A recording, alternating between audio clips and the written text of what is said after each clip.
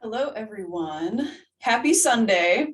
So I can't even tell you how freeing it feels to just have like unwashed hair, no makeup. Like I'm enjoying it so much that I don't know if I'll ever go back. I always kind of wondered why people in their 30s just stopped wearing makeup, like women or men.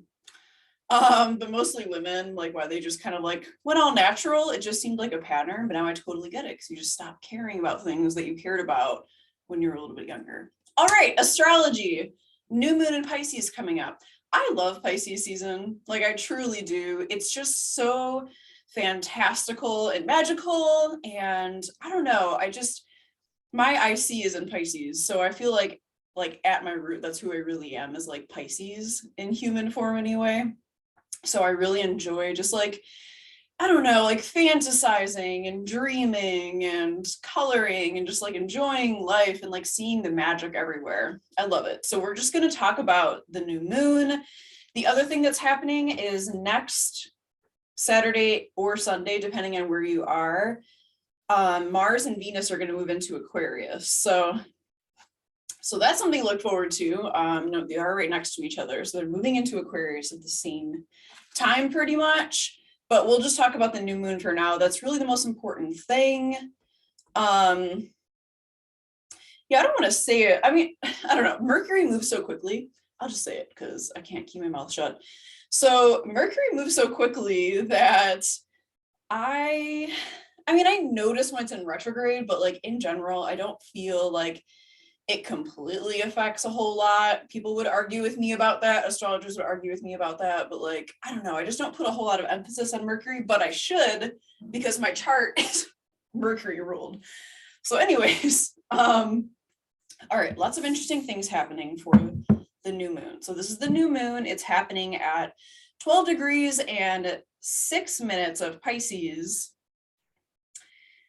12 minutes and 6 minutes, 12 degrees and 6 minutes of Pisces at 11:35 a.m. Central Time.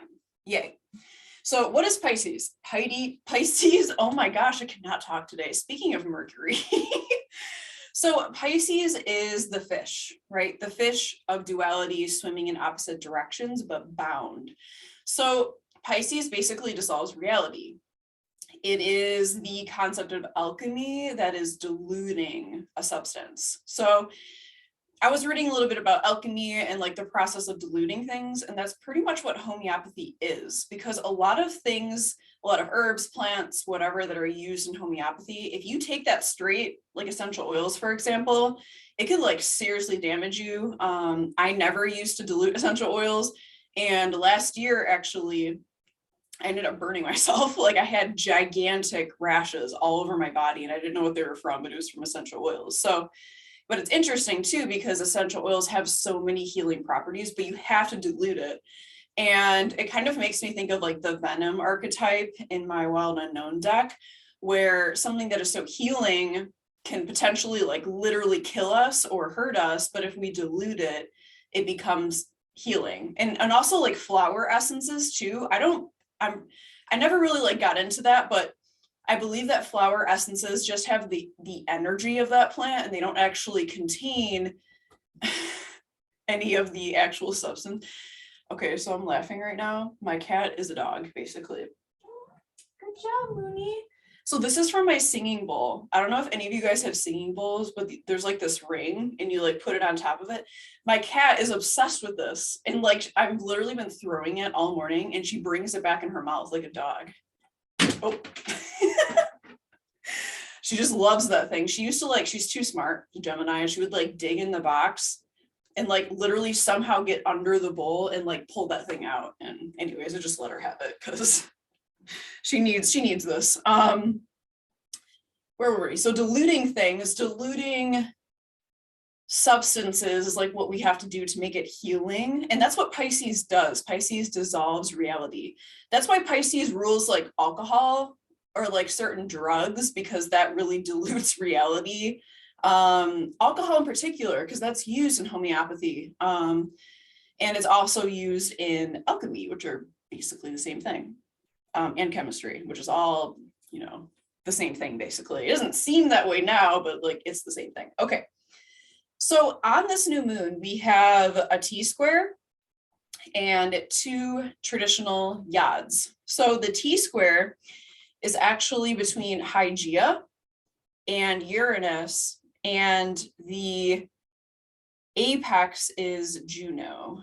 So it's not actually, that's not drawn in right here, but the apex is Juno. So we have Hygeia opposing Uranus and Taurus, pushing out through Juno and Aquarius. I'm like, that's interesting. So Hygeia and Scorpio, that is like serious healing. I thought Hygeia went into retrograde, or am I just imagining that? Oh, that's not until March 14th. Hygeia and Scorpio will go retrograde.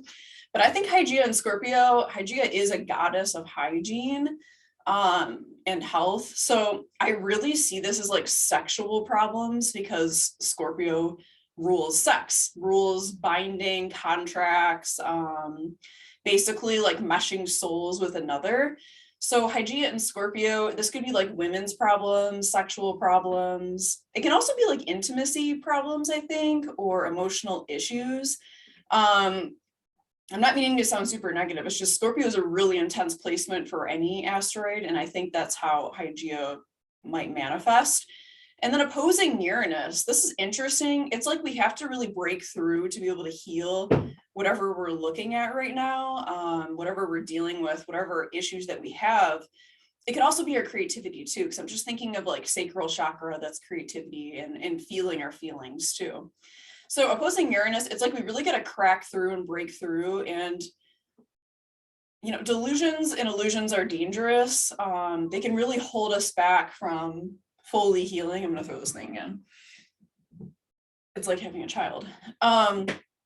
From fully healing, because, you know, we do things to protect ourselves from dealing with our trauma, maybe when we're younger, but those things can become really, really damaging over time. It's like when you have a knot in your muscle and you do like everything around the knot, but you never like massage out that knot because it's painful, it can cause all kinds of issues. It can literally just throw off like your entire body.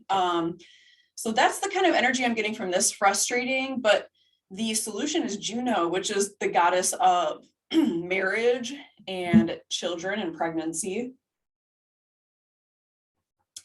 I believe that Juno has like a whole sexual dynamic too, which would be, it could be like betrayal too, which it also could be with Scorpio. So this is like heavy relationship stuff. So it's not just for women, but it's like really heavy, difficult relationship dynamics, I think, but with the potential for like Juno level healing or betrayal. It's going to take some work to like work through those things. And I think we have to like be Scorpio level direct and like go right to the problem, you know, right to the knot in the muscle and kind of go from there. I love cats. All right. So we also have 2 traditional yads.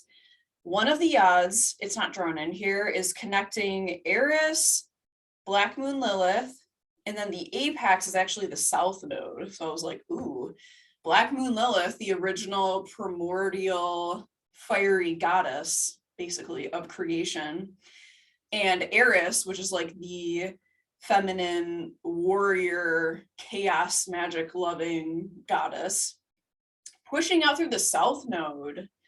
This is interesting. I do feel like it's pulling us into the past to heal something really important, and we got to be brave. We've got to be courageous going there, or we need to be creative too.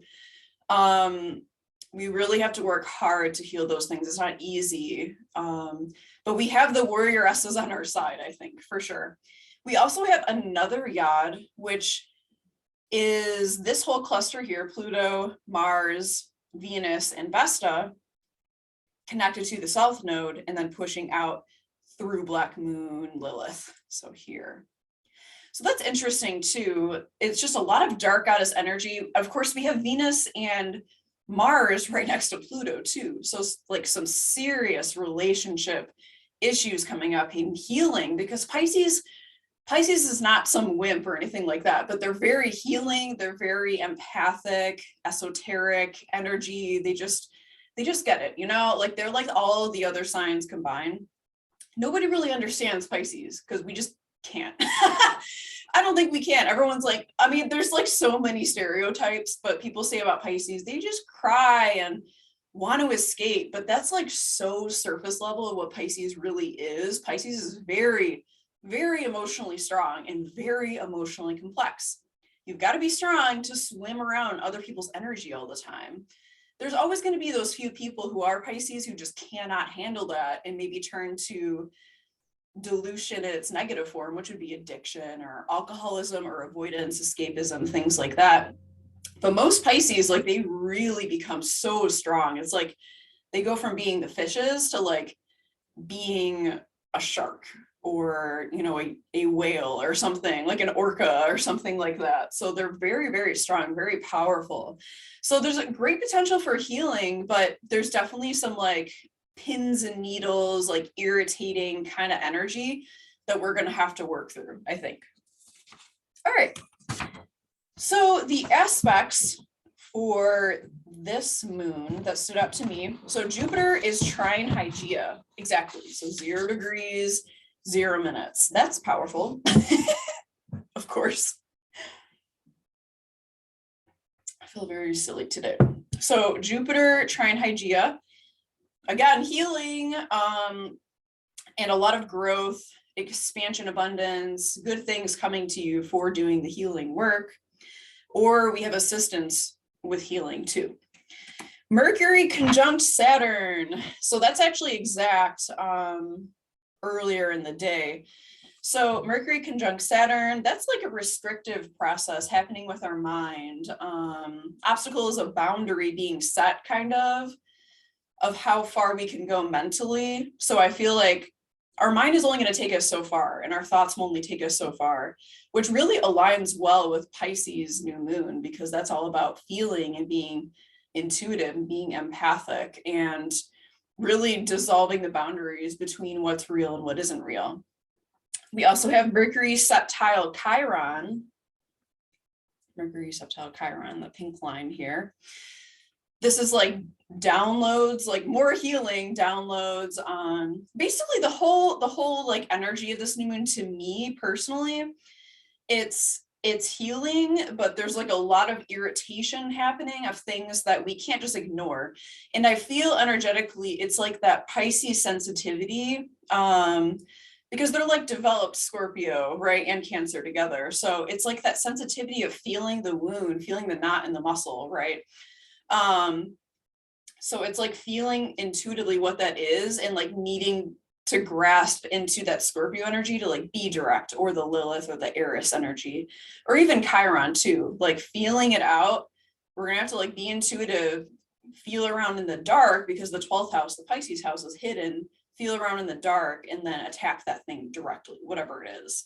So that's what I feel overall, with like a great potential for healing. I don't think we have to worry about, you know, losing touch with reality or anything like that, because we've got this like Capricorn thing going on, and Aquarius too. So I think we're going to be okay. I'm not like concerned about that. It just feels like we're going to be super, super, super sensitive, and like all of our psychic senses and intuitive senses are going to be really, really heightened. So we're going to feel what that problem is. Like we're going to feel where the wound is and like what we need to touch and like where we need to go. And we're not going to be able to see it.